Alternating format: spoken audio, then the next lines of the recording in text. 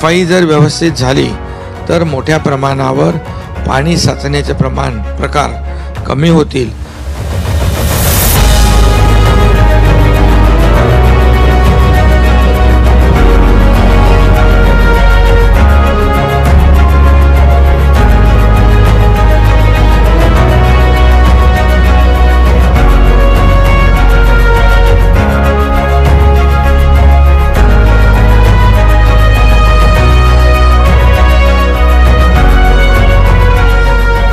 परंतु मी सांगितले गेल्या वर्षापासून की हार्ड बेस लागेपर्यंत तुम्ही गाळ काढण्याची आवश्यकता आहे. मग तो गाळ 10 मेट्रिक टन जास्ती असू शकतो.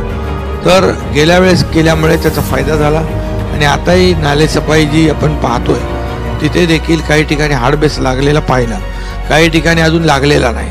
तिथे नाल्याचं काम, साफसफाईचं काम सुरू आहे. असं आपलं झिरो कॅज्युअलिटी मिशन आपण एक आपलं मिशन आहे. कुठेही जीवितहानी होऊ नये पावसामुळे, अशासाठी आपला प्रयत्न आहे. त्यामुळे आज सगळे लोक काम करत आहेत आणि आज नाले सफाईचं काम सुरू आहे आणि लवकरच ते 100% पूर्ण होईल अशा प्रकारची अपेक्षा या ठिकाणी मी व्यक्त करतो.